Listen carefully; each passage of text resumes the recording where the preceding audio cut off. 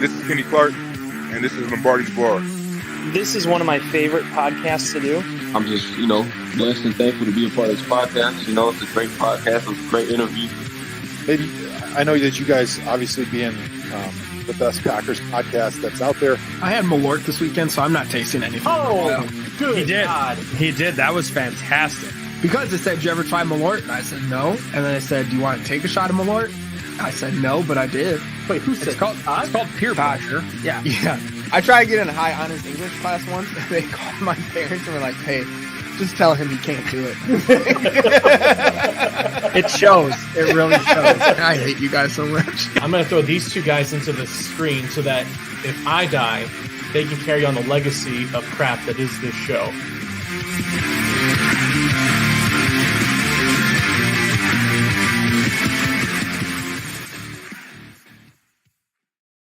Hello, Packer fans. Welcome into another episode of Lombardi's Bar. I'm your bartender, Dan Connick. We have a hell of a lot to get to. If you watched any part of that debacle on Monday night, plenty of stuff to talk about with this Packers team. We literally might skip by a round, and it's in the whole show is just pay a tab. It might just be a full pay a tab. That's how ugly things got. Emma, welcome. Thanks for jumping into the chat. If you haven't done so already, if you're still new to the feed here, make sure that you are subscribing on the YouTube channel. We had a great time. The best part about Monday night was Umar and I post game, and we had a lot of new people joining into the chat. So hopefully we see some new people jump in here today. But if you haven't subscribed on the YouTube channel, follow us on Twitter, Instagram, all of that. Umar is going to be joining us here in place of Jimmy, but right now, Todd Varney is going to jump in here with us. Todd, buddy, how are you doing? It's been a while. Bud. Yeah, sorry. I took a week off to go watch the Brewers in the postseason, which was almost as ugly as doing a show staring at Jimmy. So, 2 weeks in a row, I don't have to look at Jimmy's face. I miss him. I really do. But also glad I don't have to see him. What's going on, Jay? Riz is feeling pretty mid right now, but we'll bring it around. As I was telling Dan and producer Matt before the show, as you guys can probably tell watching, I've been in the gym 3 days already this week. Mm-hmm. So working on getting that Riz back up. Sweat out the negative vibes. Yep. Get your chi back. Mm-hmm. Yep. Really getting everything just tightened up for Wisconsin swimsuit season. Shows up here around December, so gonna be ready to go. Yes, Jimmy skipping the show again. He is the number one on the pay the tab this week. Todd, you've as a let me ask that: Are you a basketball fan? Are you like Bucks or anything? Okay, so you've just had the worst parts of Wisconsin sports recently. You didn't even have the Dame Lillard stuff to pick you up. That was to see a trade of that magnitude go through and Chris Middleton still be on the team. A little disappointing, but nobody's going to give you anything for him at this point. Nobody wants a guy that only plays 12 games a season. So unless his name's Ben Simmons, I guess he can still get a job. But there's the Brewers this year. I tweeted it out for a team that I had very low expectations for going into the year. I didn't have World Series aspirations once they were in the postseason. They exceeded all of my expectations. Mm-hmm. Yet just the way that they lost was so disappointing. Not putting up much of a fight. So that was tough to watch, but it's looking back, I think a couple months here, look back at the season, it's going to be a fun one to remember. Yeah, it's the only time I care about baseball is right now, really, especially as a Tigers fan. We were pulling for you on Wednesday. We were watching the game. We were pulling for you. I'm sure Jimmy watched about 4 pitches before he shut it off. But yeah, man, just as a whole, coming from Thursday night against the Lions, going into Brewers playoffs, and then finishing it off with Monday night. That's just rough. I mean, Yeah, it was it was a tough stretch.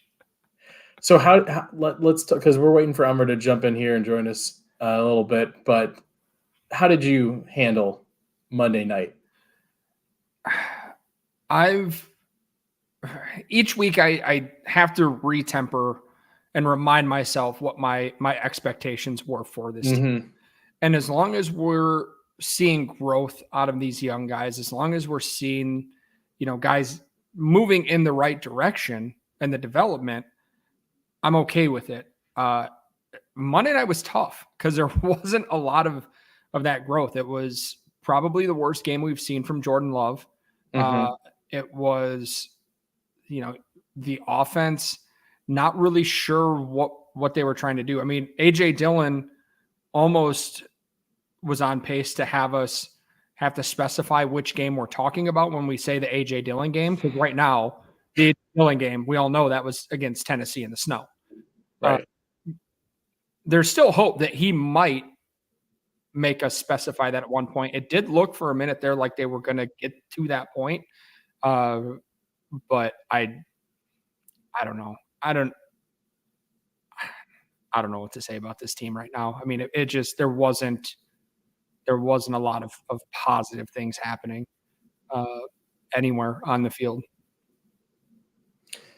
Yeah. I mean, that it was, like you said, I want to see growth each week, but my thing is you can't, I don't think you can expect to see like an improvement on each and every week. Like that's just, it's not feasible. And so I think some people out there that talk about that of like seeing incremental growth each week, I think is a little unrealistic, but you're right. Like we should at least we shouldn't see new problems crop up.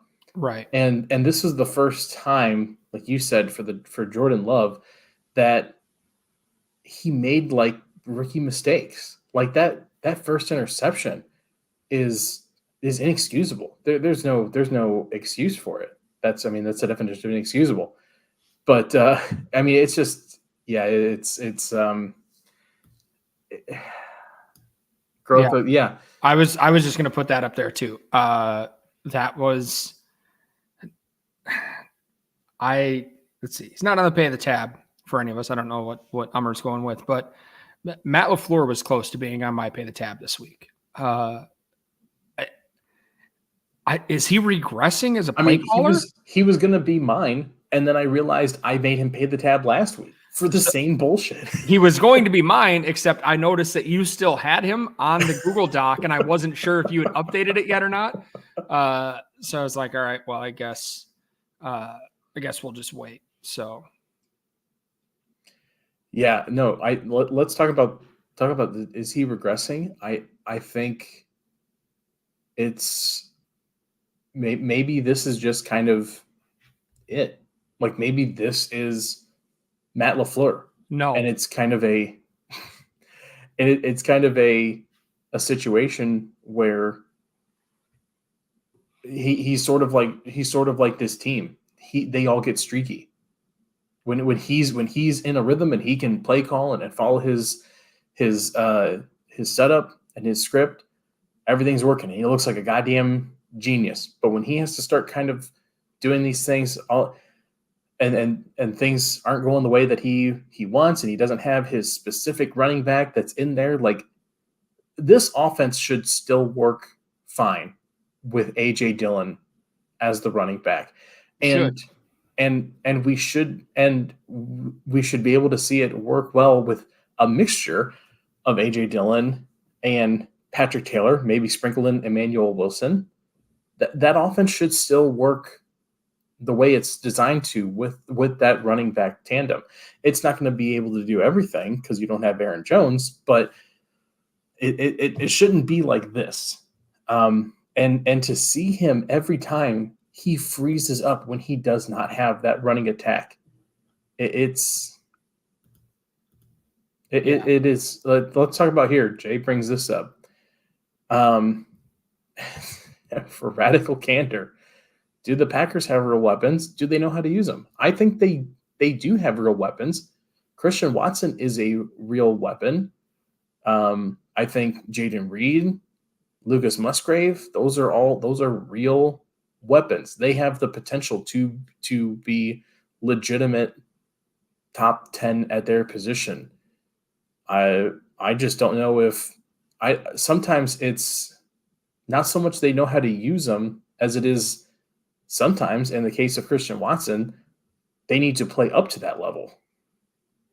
Yeah, and I think trying to find ways to get the hands in somebody like a Jaden Reed, especially when the offense isn't clicking, it's not rolling. I mean, we saw it against New Orleans when they brought Nixon in to run him on an end around. Like, find creative ways to get these guys the ball. That was one of the things that, we've talked about with LaFleur, is that he's, incredibly intelligent when it comes to offense. He's creative. He can do different things. And it's like, this team comes out sometimes, and going back to, was it Saleh that said it last year? Like, you punch this team in the mouth, you drag them out to water, and they forget what they're doing. One thing that really surprised me is they were playing like they were basically conceding the fact that Max Crosby, your friend, as you can see here, you guys hanging out on January 6th, you guys, they were conceding the fact that he was going to put pressure on Aaron Rodgers instead of finding different ways to slow him down so that they could run within the offensive game plan that they wanted to. They were basically just like, you know what? He's going to get pressure, so let's not do anything that is going to require it doing what we want to, what we're comfortable with. Yeah, and that goes right into why there were so many of these terrible screenplays that didn't go for anything, didn't do anything. You're right. They didn't try. Can I say real quick? I don't know what it is about Jordan Love. I have never seen anybody rifle a screen pass that he's throwing away at someone's feet harder than he does. Like, most guys just like give it that little chuck at the feet. He he just rifles that thing. Like, every time I see him, like, what is happening right now? Stop this. Yeah. Well, we're still waiting for Umar to jump in here, so I think let's go ahead and just jump into buy a round, and he can join in with us.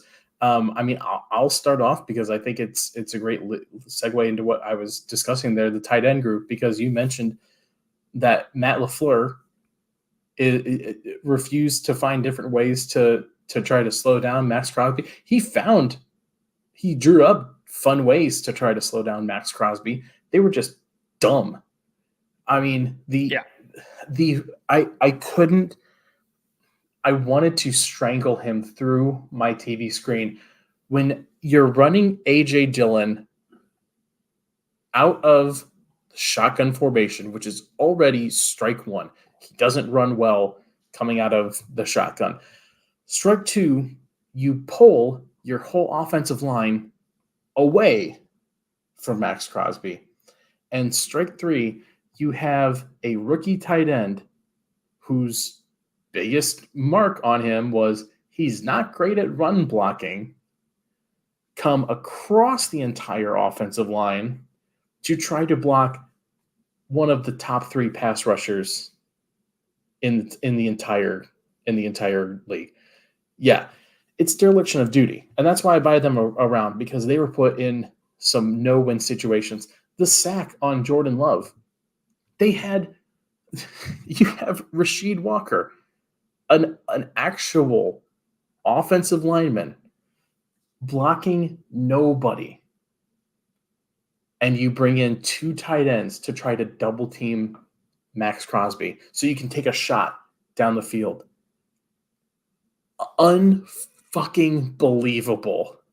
That is the play design. It is dereliction of duty. It is football malpractice.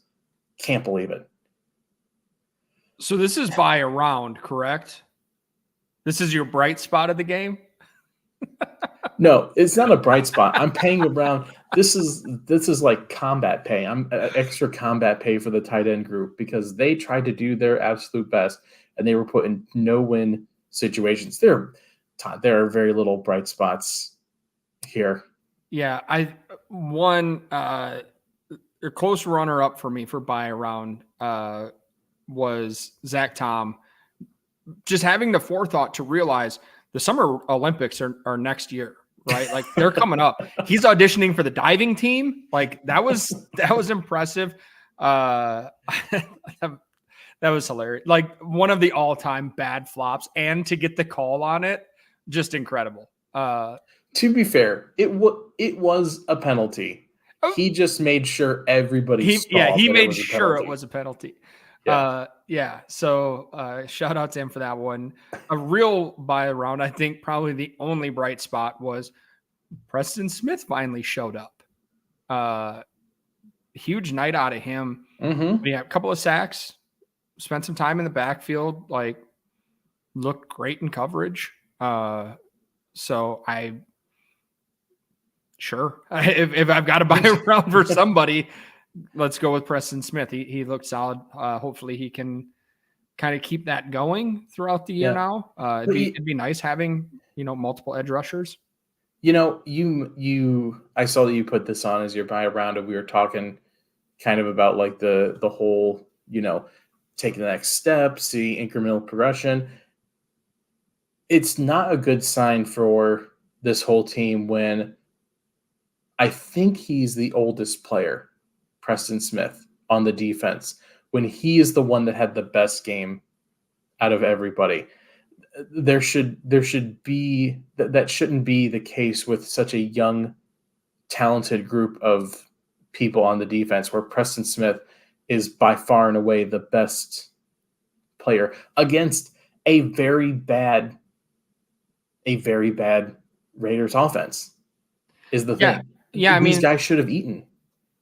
I didn't watch close enough to know if it was, if his success was a byproduct of the way that they were scheming to slow down Rashawn Gary.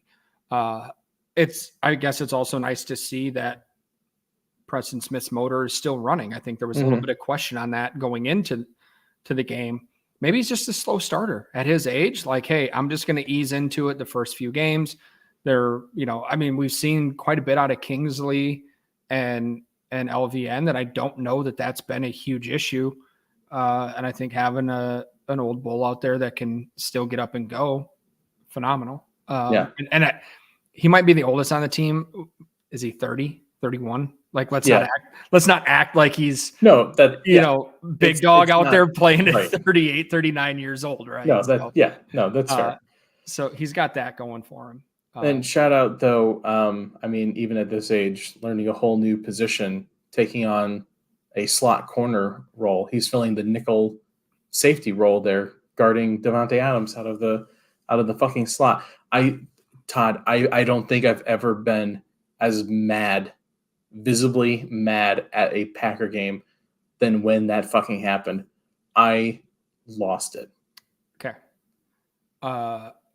So this is going to lead into my pay the tab, which is for the Fire Joe Barry crowd. That's a lazy take. And I think anybody that is standing on a soapbox getting upset about that play call, it's not like it was man coverage. That was a zone coverage. He had the underneath to that side. I know we saw it a couple of years ago with him lined up on Jefferson, and they said, we got to make sure this doesn't happen again. You had two backup inside linebackers in the game at that point. You're not going to get every call and every guy in the perfect position. That's not going to happen. So it's things like that where we want to stand. Is that the reason that the offense only scored 13 fucking points, Dan? Is that what's going on here? Is that because they looked out and went, Preston covered Devontae in the slot on one play in zone coverage, we're not going to score any points tonight? Like it's a lazy take to say that we need to fire Joe Barry over a game like that where there was nothing happening on that end. I'm testing myself to make sure I'm not having a stroke right now. I don't smell toast. I don't taste pennies. I still have full function. No. What are you defending? I'm not defending him. I don't want him on this team either. But let's not stand here, or I'm sitting. I'm not going to stand. Let's not be here talking about how that play is what cost them the game. That had such little impact on the game compared to so many other things that happened. And I think to realize in that situation with two backup inside line, because that's I'm guessing is what's supposed to happen in that situation is you flip guys around, you end up with the safety, or you get Quay out in that spot to cover the low. I forget who put the article. I apologize. But typically, because they were in a 3-high set at that point. So they had a safety and 3 corners deep. Usually you have 4 guys underneath at that point in time because they rushed one of the inside linebackers. They only had 3 guys sitting underneath. Yes, it was justice. In that situation, there's just not enough. You got to have him out there, unfortunately, where that's the downside of occasionally the shit happens. And is it ideal? No, but so be it. What was Jay Alexander doing on that play? Probably covering his zone, deep third. He was covering a fucking fullback. Or was he covering deep third on his side of the field? Fullback. No. Was Todd, the fullback? Do you know how zone coverage works? I had to do know how zone coverage 60 works. fucking up downs at practice one day because we had a kid that couldn't figure it out. So it's very simple. If that's your zone, it doesn't matter who's coming, Devontae is over there. Well, Devontae is not in his zone. So who do you want him to cover? Do you want him to go cover Devontae in the other zone, or do you want him to sit in his zone while the Raiders go, okay, well, let's put a fucking fullback in there to keep him there because he's got a responsibility at that point. My thing is there literally has to be any other person other than one of your best pass rushers. Hello, Omer. Welcome, buddy. Sorry about that, fellas. I hate leaving you guys hanging and not being punctual. Apologies. No, it's okay. Todd is defending Joe Barry. No, I'm not. I'm shitting on the fire Joe Barry crowd. Oh my god. Okay. I'll let you finish your thought there. And I have more thoughts on that too. First of all, Ummer, where are you at in this debate? I mean, what are your thoughts on Preston covering Devontae? Is that what cost the Packers the game? Was it that one play that no one is saying that? No, that's what you said, Dan. I heard it. This is recording. I'll play it back later. You said that's the reason the offense only scored 13 points was because of that. So is the commercials like, hey, you want the instant replay? Throw your red flag. You said it. It was implied. I could hear it in the tone of your voice. All right, where I stand is that I think this game in particular, Joe Barry wasn't the reason why we lost, but because the offense was not playing complementary football. We had that stuff going on, right? There were some things that we saw from the scheme where that happened with Preston Smith. That's not the first time that's happened. That actually happened with Pettin too, right? And it's just the way they line up in a heavy set and then they get someone out in the slot and screws everything up. So I know it's going to happen, and I know we've done that to other teams too. But do you think maybe having 2 backup inside linebackers in the game at that point might have also caused that misalignment? Put one of them on him. Yeah, if one wasn't rushing the passer and the other one wasn't just in the game because, again, somebody just got hurt. Preston Smith is a pass rusher. So make somebody else. So flip the entire defense on that one call. That's just, you know what though? Yes. Get everybody out of position trying to run around last minute. Check this. Why was Ja playing just one side of the field? Because in that alignment, what you're saying is true, but what should have happened was Ja should have been covering Devontae in the slot, not covering a fullback on the other side. And that's exactly what happened. Here's the thing. Here's again, what I was explaining to him, Umar, they were in a zone set at that point. Right. So he wasn't going to move. He was covering whoever was in his zone, which happened to be a fullback, which to give Josh McDaniels credit, that's actually smart. Okay, you're going to have a guy out there. I'm going to run a fullback out there. Make your best person hold their zone responsibility with a guy who has no business being out there.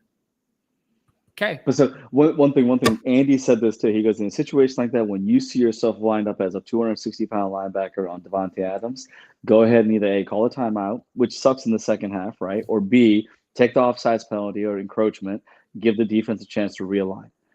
Because you're giving up easy yards, right? And that's the thing with Joe Barry's scheme is like he gets so much stuck in this too high shell that he stays in that no matter what. And like that's what's the infuriating thing about him. So am I fired Joe Barry? 100% I'm fired Joe Barry. Not from last game though. Primarily because of just things I've seen over the last 3 years, things I've seen when he was at other stints, and I just don't. We just keep seeing the same thing over and over again with him. We're not seeing improvement, like from a statistically or from a gameplay perspective, right? Now, Todd, you are right though. Complimentary football is huge. Offense is not doing its job. Offense was fucking terrible. The offense would have if Preston wouldn't have been covering it, Devontae, on that one play. They probably would have put up 40. The Preston Smith play is a symptom of everything going on wrong. It's not the cause of what was going wrong. It's like Rory said, poor zone concepts. Maybe it's the whole fucking Joe Barry defense is bad. Oh, I'm Joe Barry. I'm going into a game where Devondre Campbell is down and I only have Quay Walker and Isaiah McDuffie, and then insert middle linebacker name here. Maybe I should prepare my team for what happens if I don't have a fucking middle linebacker. Or I should prepare my team for what, like, there needs to be a plan where if you're going in with one middle linebacker, a guy who's spent time hurt already, be prepared for it so that you're not going out there and Preston Smith and Jair are figuring out what are we supposed to fucking do. Do you think that because they didn't prepare for that at all ever, they never even discussed it in a meeting, obviously, that's why the offense only scored 13 points? Was because they were like, I'm not giving the offense a pass, but this is fucking every week, and it's against a terrible offense. Okay. It's against one of the worst offenses in the league. Let's look at it like this. When you looked at the Ravens and the Steelers, I know they're two different teams, but both have really good defenses. Neither offenses were getting things done. Both offenses were kind of failing up into the end of the game, right? But what were those defenses doing? They were dictating to the game. They were dictating to the offenses they're playing against and forcing the issue.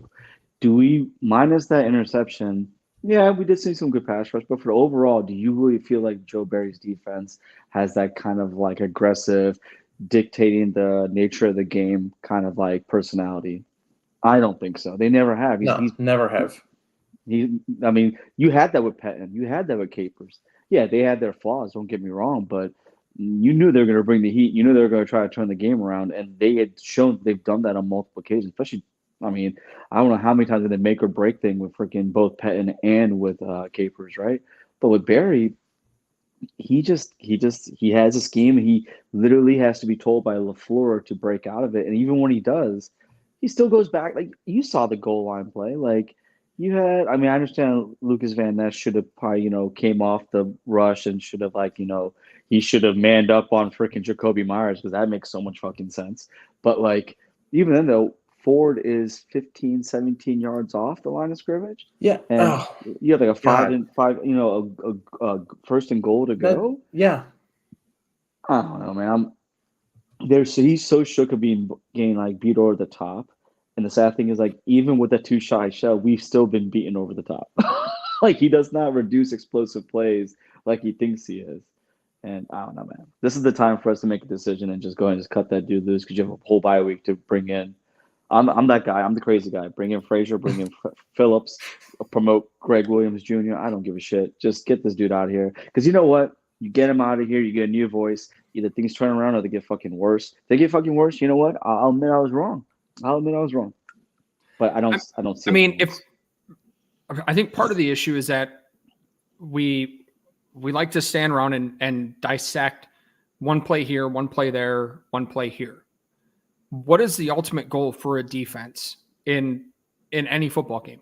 Not to give up points. This team doesn't give up a lot of points, and they haven't. Andy Herman tweeted it out last week. Yeah, over the last 9 games, they've only given up more than 20 points in 7 of them.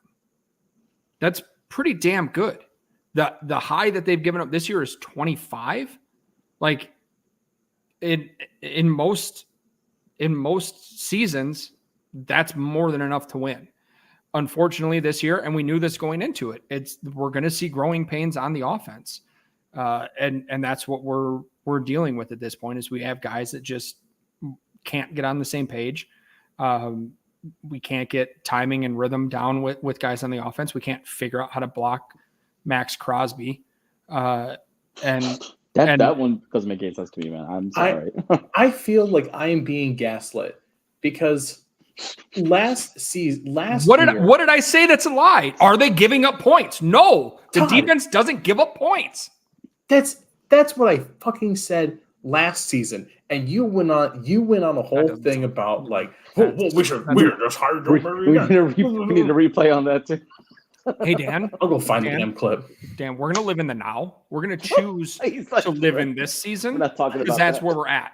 If you want to talk about the past, Todd is an abusive boyfriend. Whoa.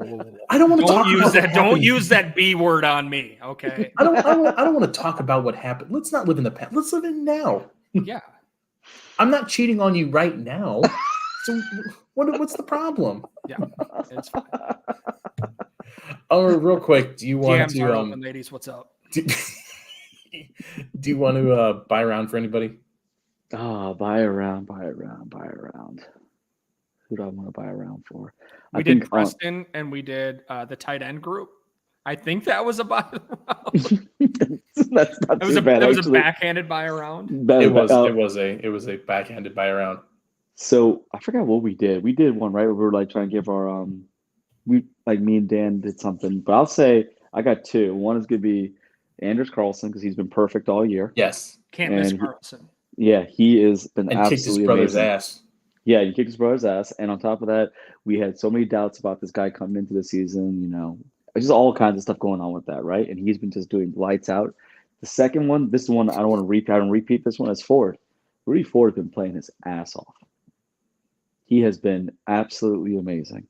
And for a guy who was a special teamer, who really was bouncing around the league, from come in, lock down a spot. I mean, yeah, he's an undersized dude, but he doesn't care. He plays like he's 6'4", 230. He literally plays like Sean Taylor. He's just not as big as him. Probably as fast, probably as strong, but just not as big as him. But like, goodness gracious, he's been amazing. And him and Quay have been the 2 of the bright spots on the defense consistently. You know what I'm saying? Did his interception return, like when he picked that, I was like, oh shit, that's a pick 6. I thought so too, yeah. And then it looked like he turned and ran into the tight end. Why do they always do that, right? It was like, let me go out of my way to hit the tight end and get tackled.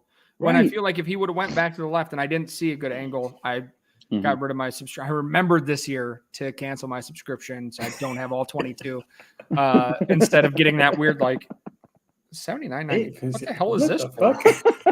Because it doesn't show up as NFL. No, it doesn't. Yeah, and so like last year I got that and I was like, what the hell's going on? So I remember to cancel it this year because I had never watched it except like one play every once in a while where I'd be like, here's a thing that doesn't mean anything. So I don't know. I know there were some guys drifting that way, but it seemed really like he was just like, NFL scripted and I don't get a pick 6 here, so I have to get tackled. Here's a guy that look, tackle me. I don't put it past it anymore. The stuff that happens in these games don't make no fucking sense anymore. I'm sorry. It is all over the place. And even Rasul was in place to make that pick too. That pass was just a really bad ball, but hell yeah, Lambo. No ball, don't walk. Good point. Good point. He has a good point. Right. Team no film. Point. Team no film. I'm gonna get back in here on the pay the tab. There was too much positivity from Omar. Knock it the fuck off, dude. What's your problem? You guys were beefing when I came in. I felt like I gotta try to bring some levity to the situation because I was kind of torn between the both of you. I don't like mommy and daddy fighting. It wasn't cool. Please, Christian. Hold on, which one of us is mommy in this scenario? I'm not answering that question. It's probably me. Chat wants to. Chat wants to. Leave that one alone. You know what I'm saying? I'm gonna have Christian Watson pay the tab, and Fuck yeah. I 2 tabs. I don't want to go too hard on the kid because he was making the plays that he made the easy plays. I think maybe you probably should have been able to outrun everybody there at the end. Horse collar. If you went to the pylon, I think Corey said if he just ran to the pylon, he would have got it. And he just turned up, and I'm like, oh my God, what are you doing? Yeah. It was like Aaron Jones all over again. I'm like, gosh, damn it. Yeah. What do you? But two of the plays that stuck out to me, the long bomb to Christian Watson when Jordan took that shot from Max Crosby. Yep. Doesn't make a play to get back to the ball. I think could have done something to make more of an effort to get there, and then or at least get the PI called. At least get the PI called. Which my thought there was a veteran receiver is going to go get the call on that one. You've got the ball there. You've got a guy underneath you. Go get that call. Yeah, exactly. I mean, even if you just slow down and get in the way of the other guy and let him run you over, you have a 50-50 shot of getting that pass interference call.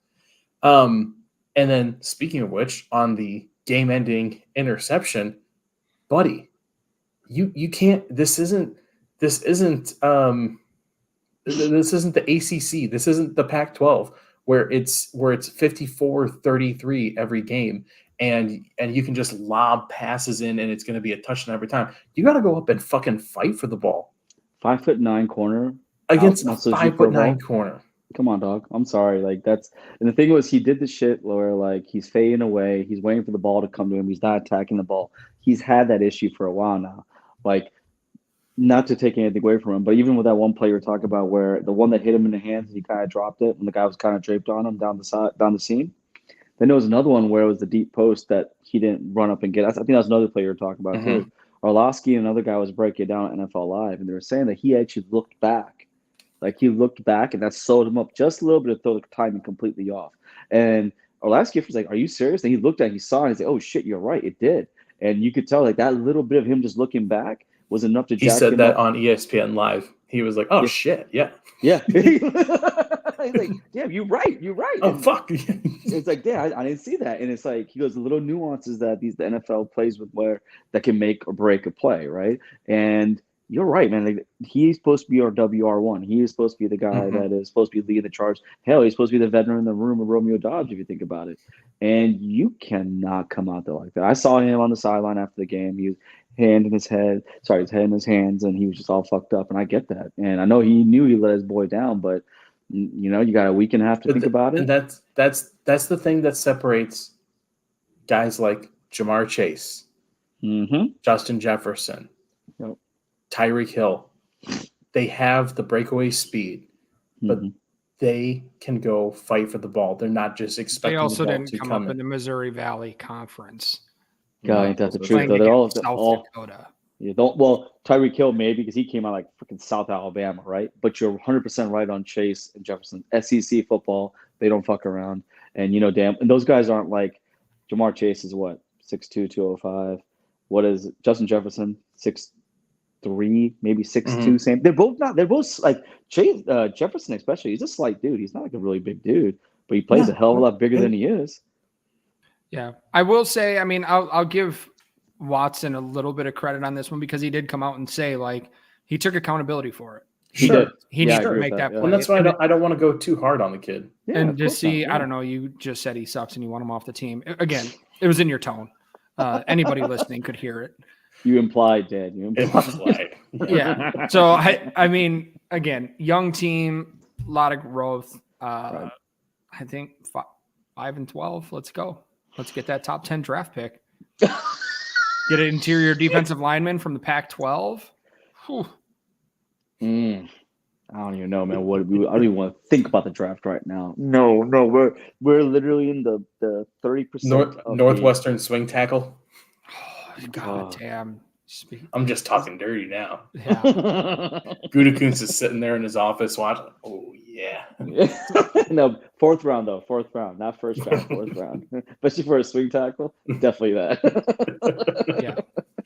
Yeah, But no, I think Go ahead. Lambeau's got a good point here. Watson, especially at this point, more of a wide receiver too. Sure. There's not a true wide receiver one on this team. I think I'd say Romeo, but he doesn't get schemed like it. Elmer and I talked about this in the post game.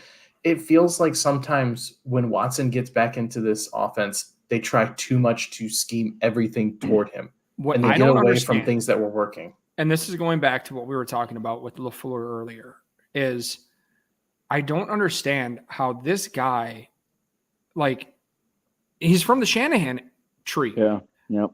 How do they get the ball to Kittle and Ayuk and Debo and McCaffrey? To Jusek, the fucking fullback, dog. And, I mean, this team struggles to get it to two guys. Yes. If it's not wide receiver one or RB1, then we can't give the ball to anybody. And I understand that those guys are considerably better than the players that we currently are working with. But it's Brock fucking Purdy getting the ball to these right. people. And I will Joe say Montana. Brock Purdy is about to get off of the it's Brock fucking Purdy train. Like, yes, he was Mr. Relevant. There were that means every team passed on him multiple times. Right. Till he was the last one taken. And then he was quarterback 4 at camp last year. Mm-hmm. Dude hasn't lost in the regular season. The only game that they lost with him as a starter was in the playoffs when he lost a shoulder. So, exactly. I mean, that's not necessarily a dig at him. But again, how do they have a guy who was the last pick in the draft last year get in there and he can figure out how to get the ball to everybody? But LaFleur goes, we can only scheme for 1, maybe 2 guys a game. And if it's not there with them, then we're going to crawl in a shell and forget everything we're supposed to do. It's funny you say that because that's what me and Dan were talking about too. Where it was like before you would see a lot of that game planning by LaFleur, right? Scheming guys open. That play that was a 77-yard catch and run by Watson was a schemed play, right? Those kind of plays are a staple in Kyle's offense. And Brock Purdy just takes advantage of those situations. I don't see LaFleur putting Jordan in those advantageous situations. Now, we'll be honest, he doesn't have his left tackle, and Trent Williams is over there in San Francisco, right? But the funny thing is, even if they had injuries on the offensive line, they find ways to be able to mitigate them by a quick passing game, using motion, doing different things. Hell, do we even see any motion on the Monday night game? No, I don't remember it. No, and then another thing, Romeo Doubs has been literally your most clutch player for the season. He should be getting 10 targets a game. He had 3? And it's kind of like, I understand maybe 4 targets. 4 targets, right? He wasn't even in the progression as a first or second, but maybe third. Like, dude, what the fuck? I don't know, man. Like, LaFleur has gone so away from what made him great, which was the mesh scheme, using motion and also just finding ways to expose defenses. He's not doing that anymore. Like, I almost feel like he's running like a McCarthy Rodgers offense now, which is insane to me. So many terrible screens and passes behind the line of scrimmage. I don't understand. I want to talk about something here. True North said Dobbs struggles in tight coverage. I sort of disagree because that's who they go. That's in that Saints game. Who did they go to when they needed a guy at the goal line? Dobbs. Who did they go to when it's one-on-one press coverage in the red zone when they were being successful? It was Dobbs. If that's your thing is Dobbs struggles in tight coverage, I'll take Dobbs struggling in tight coverage versus Christian Watson struggling in tight coverage or almost anyone else struggling in tight coverage. I have more faith in Romeo Doubs than I do almost any wide receiver on this team. He's the only pure hand catcher on the team. Like, what I mean by that is he's the only guy I've ever seen purely catch the ball with his hands, not let it come. Like that drop that he had, because he let it come to his body. He never does that.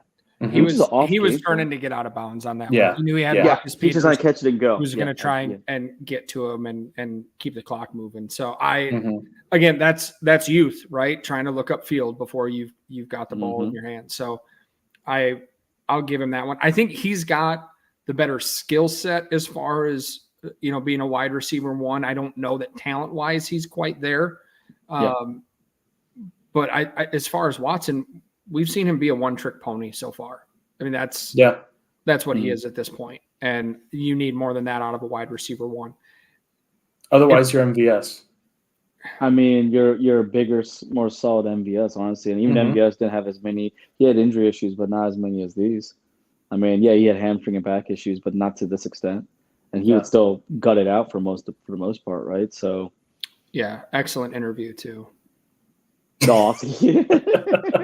he was always very, very concise with the gimme answers every time, right?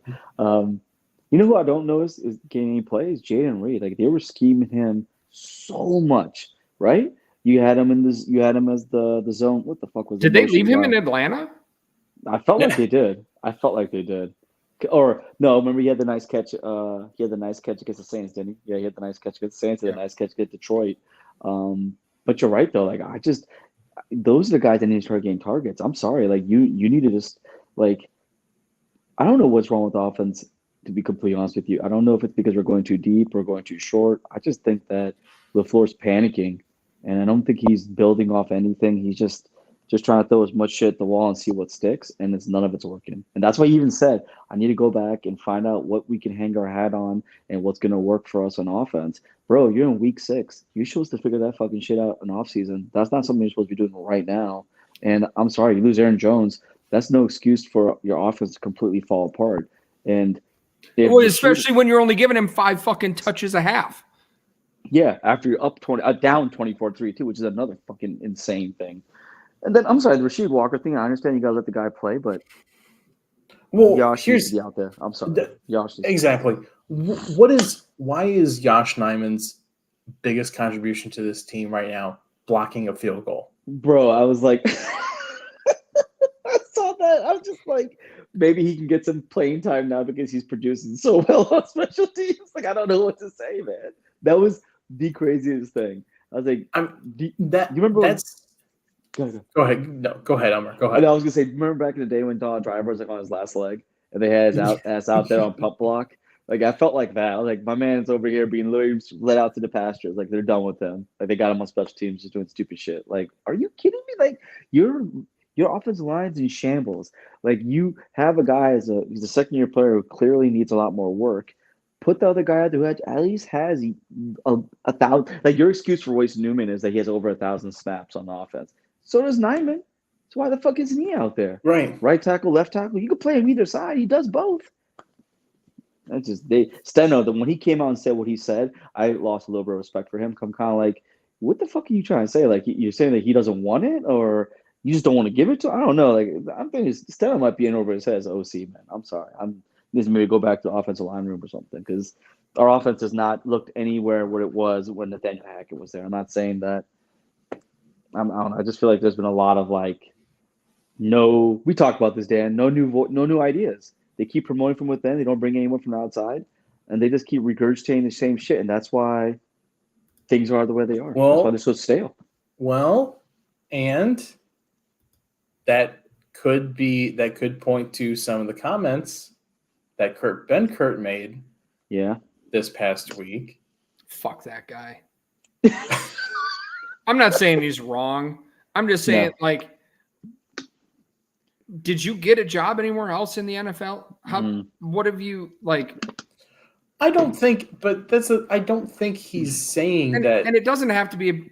You don't have to play in the NFL to be a pre-qualifier. There are lots of people who haven't played in the NFL who are smart, but to come out 2-3 years after you were there. I never understood, and I never will understand this fan base's just obsession with backup quarterbacks. There's that. Yeah. But again, Dan, that skin color was also QB1 at the time. So that's true.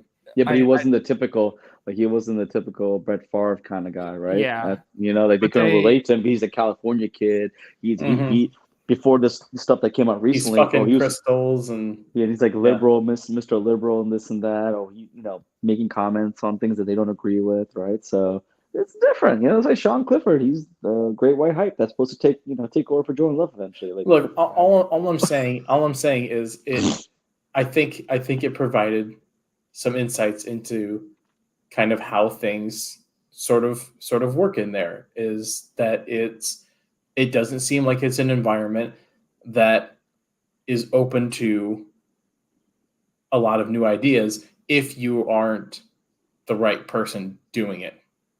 And so I think the new ideas need to come from somebody that's not part of this good old boys club. Yeah, And I think agree with that's sort of what the ultimate kind of idea behind that is that when those coaches left, these other coaches came in and it became kind of an echo chamber. And if you're sort of on the outside, there's really not much you can do. And in Kurt's case, he was expendable. And so that's kind of what led to him going.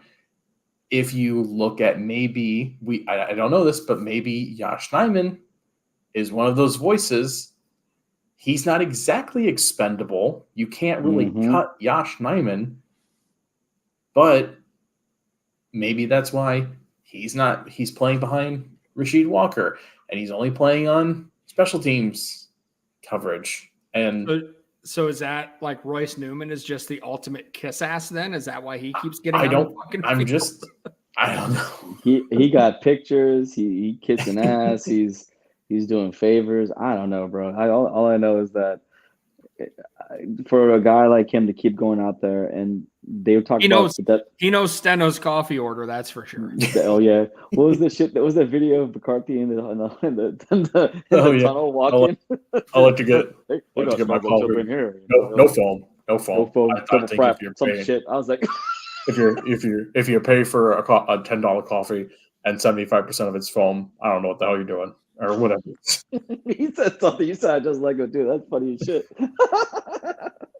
But no, it's infuriating to me when you see things like this occur where they have clear answers on the team and they are being so fucking hard-headed. And that like description that Kurt gave, part of me looked at 50% disgruntled employee pissed off he got cut. Other 50% is like there's probably a lot of truth to this. Because I mean, damn, if he wasn't like just like, oh my god, like his crazy praise over Kyle Shanahan and the things that he was saying about Shanahan, I don't even think those are true. Yeah. I'm sorry, there's no way he's that open-minded about ideas. If he is, that would surprise me because he comes off as an arrogant prick who thinks he knows everything. So I could be wrong because he's been in the room, I haven't, but man, if that's who he is, then wow, that's completely different from the image that he's shown to everybody else for the last 15 fucking years he's been in the league. My last point on this, because we got to wrap up with some bar bets here. Matt keeps talking about the definition of insanity. We got to change something. Mm-hmm. You haven't changed anything. Nothing. There's options. There's options to change, and you haven't done it yet. So then, what are we doing here, Matt? Yeah. What are we doing? I also want to address something that Iowa Joe put up in the chat here about Royce Newman keeping the skull stacked in the offensive line room. I actually know this is a fact from my sources back home. Josh Myers keeps the offensive line room stacked. Josh Myers' cousin runs the drive-through carryout in Miamisburg, Ohio, and gets discounted tobacco. And they literally sent like 600 packs of Skull up with Josh Myers his rookie year. So that's why this team bunch of pussies chewing Skull. That's not fucking tobacco. What a bunch of shit. Probably bandits too. Ugh. All I know is that explains why Josh Myers has not been benched. There you go. Now you can figure out why. Dude. I'm telling you, dude. Like, they could fix this shit so quickly, but they have hurt feelings. They have draft pedigree. They have all this bullshit. I'm just like, you know, you don't want to say fire Matt LaFleur because I think that's just an extreme way of thinking. But I gotta admit, like, keeping Joe Barry, because I know what Todd's saying, but as an overall, our defense has somewhat underperformed. It has. Like, I understand the last 9 games they've had a pretty good average of, I want to say, 23 points per game, right? It's the average. But, like, I'm sorry, like, as a whole, have we ever felt confident that our defense is going to make a stop when they need to make a stop? No, but they have. They have in some instances, but they're not in other instances. That's the thing that kills me about this dude. Because like throughout the game, making stops, game turnovers, doing 3-and-outs. All right, good deal, bro. Nice. All right, offense is fucking up. They can't get shit done. And what happens? The defense has to play 20 minutes straight on the field and gets worn down. Yeah, but that's the thing though. Even when they had a 2-score lead against Atlanta, even when they had a 2-score lead, and yeah, the offense fucked up, right? But literally the defense, that offense just literally just paper cut his ass to death. Now you're right. Offense should have came on and did their part. I completely agree. They didn't. They were already gassed, right? But the fact that they were able just to march down the field like that on them when they have a 2-score lead and they had the opportunity to turn the game by causing a 3-and-out, doing some stuff, getting off the field, they didn't. That's the thing that infuriates me. It's like that's the times where when you have a good defense, they show up and they turn the tide. Like Steve, all these defenses that we see where they have offenses that aren't always clicking, that's happened a lot around the league. But the defenses find a way to do what they need to do, turnovers, 3-and-outs, whatever it takes. Joe does not do, not when it counts. I feel like when it counts, even in those games where against Detroit and the Niners in the playoffs, yeah, he was killing them the whole game. But that time where we need to stop, couldn't get it. And you're right. Like how the argument's like, well, how much do you expect the defense to do? In some games, sometimes you need a defense to win the damn game. No, and Dan said defenses can't win the game in the NFL anymore. You did say that. You did say that. That's not even implied. You said defenses cannot win games in the NFL anymore. I don't think I said that. Well, Monday night just proved that wrong because fucking defense won that game for the Raiders. Let's jump into some bar bets here, guys. We wrap up. We're going into the bye week, so we have no bar bets to talk about for an upcoming Packer game yet. Okay. But we do have an NFC North matchup this Sunday. Okay. The battle of the 1-4 teams. The Vikings travel to Soldier Field to take on the Bears. So let's do a couple here for this one. Not many. This was the fun one that I wanted to do with this one. Who has more rushing yards in this game? Justin Fields or Alexander Mattison? Justin Fields. That's my bet. I'm going Justin Fields, 100%. How many Bakhtiaris? How many Bakhtiaris you wagering on this? Wagering 3. Could be Justin Fields. Yep. 5 Bakhtiaris, Justin Fields. Todd goes hard every time. He don't fuck around. Okay, I'll go 4 Bakhtiaris, Justin Fields. Boom. Let me ask you this. Okay, let's make this a third one here. Matt, going on the fly. Who has more rushing touchdowns, Alexander Mattison or Justin Fields? Because I'll say Madison scores more touchdowns, rushing touchdowns. He vultures them. Justin Fields just gains the big yards. I think he's going to get. I think they're going to score a lot with DJ Moore. I will go Madison just because I don't know what Kevin O'Connell's going to do now with his main playmaker gone. He's going to have to run the ball more, which he's been averse to doing this whole time. You know what? I want to say that Cam Akers is going to have the most touchdowns. I'm going to fuck it all up. Cam Akers breakout game. There it is. Okay. I'm going to go 5 Bakhtiaris, Madison scores. Okay. And I'll go 4 Bakhtiaris, Madison. I don't know if I'll put 5 on that one. Boom. About time to stand for something you believe in. Finally, who wins the game? Vikings or Bears? Call it a tie. I'm gonna go 5 Bakhtiaris on the Vikings here. I know the Bears just won a game. Mm-hmm. I do not think the Vikings are that awful. I don't think they're good, but I don't think they're that awful. Mm-hmm. It's like going into that game against the Broncos, we were talking about, are the Bears even an NFL team? Yeah, it's true. And we found out that the Broncos defense is really that atrocious. I know the Vikings defense is bad too, but I don't think they're that bad. Even without Justin Jefferson, I don't think they're that bad. Yeah, I'm gonna go 5 Bakhtiaris Vikings. I think that I definitely believe that I hate to say that Kirk Cousins is a better quarterback than anybody, but he is the better quarterback. Also, I feel like the Vikings defense, as fucked up as it is, they still have Daniel Hunter, they still have Davenport, they still have like good pass rushers, and I feel like it's funny because Washington has good pass rushers too, but I don't know. Jack Del Rio is a fucking idiot. But like, yeah, I just think that Vikings defense is better than That's the it. Why Bears did I defense. think it was the Broncos? No, it was the week before. It was the week before they played the Broncos. Yeah. So you weren't too far off. No, yeah. I'm gonna go opposite here. I'm gonna go 5 Bakhtiaris. I'm gonna say the Bears win this game because I think the Bears are comically bad at times where everyone sort of makes note of it and we're all like, oh, holy shit. The Vikings are sneaky bad.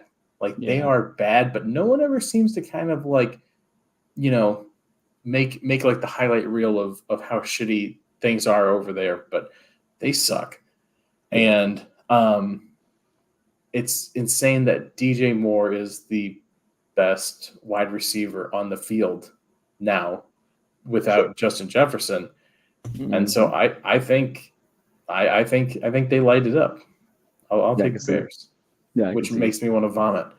Yeah. I was gonna say, oh gosh, dude, that's nasty. I can't choose the Bears.